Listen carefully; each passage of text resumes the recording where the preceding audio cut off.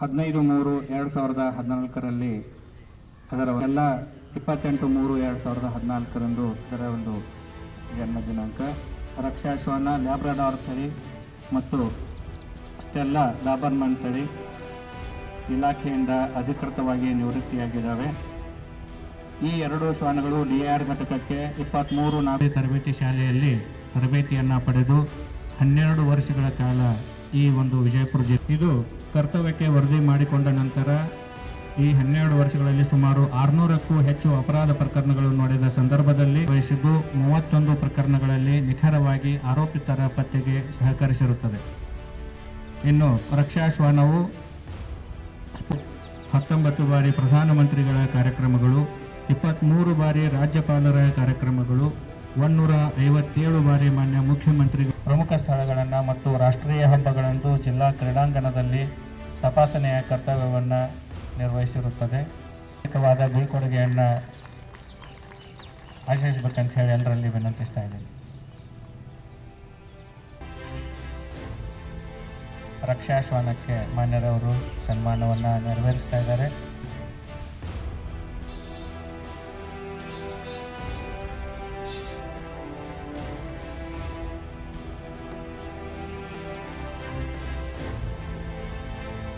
ಅದೇ ರೀತಿಯಾಗಿ ಶ್ವಾನಗಳ ಹ್ಯಾಂಡ್ಲರ್ ಅವರುಗಳಿಗೂ ಕೂಡ ಮಾನ್ಯರವರು ಸನ್ಮಾನವನ್ನು ನೆರವೇರಿಸಿಕೊಳ್ಬೇಕಂತ ಹೇಳಿ ಅವರಲ್ಲಿ ವಿನಂತಿಸ್ತಾ ಇದ್ದೀನಿ.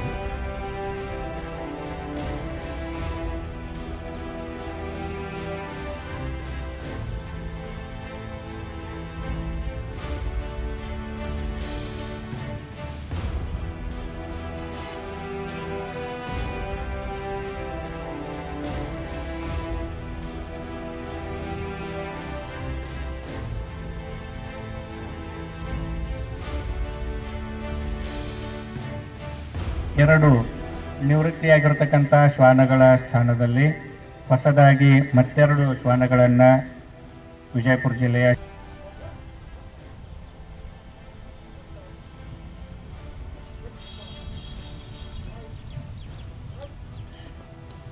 ವಿಜಯಪುರ ಜಿಲ್ಲಾ ಶ್ವಾನ ದಳಕ್ಕೆ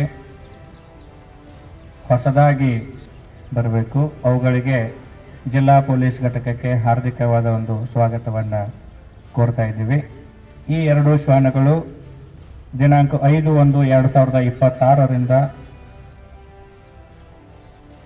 17/1/2026ರವರೆಗೆ 5 ಪಡೆದುಕೊಂಡು ಈಗ ವಿಜಯಪುರ ಜಿಲ್ಲಾ ಪೊಲೀಸ್ ಘಟಕದ ಶ್ವಾನದಳಕ್ಕೆ ಸೇರ್ಪಡೆಯಾಗಿದ್ದಾವೆ. ಹ್ಯಾಂಡ್ಲರ್ ಅವರುಗಳು ಸಂಗಮೇಶ್ ಜ್ಯೋತಿ ಖಾನ್ ಮತ್ತು ಬಸವರಾಜ್ ದವಳಿಗೆ ಕರ್ತವ್ಯವನ್ನು ನಿರ್ವಹಿಸಲಿದ್ದಾರೆ. ಅದರೊಂದಿಗೆ ಶ್ರೀ NB ಅಗಸರ್ ಮತ್ತು ನಿರ್ವಹಿಸಲಿದ್ದಾರೆ. ಈ ಎರಡು ಶ್ವಾನಗಳು ನಿವೃತ್ತ ಆಗಿರ್ತಕ್ಕಂಥ ರಕ್ಷಾ ಮತ್ತು ಸ್ಟೆಲ್ಲಾ ಶ್ವಾನಗಳ ಒಂದು ಸಭೆ.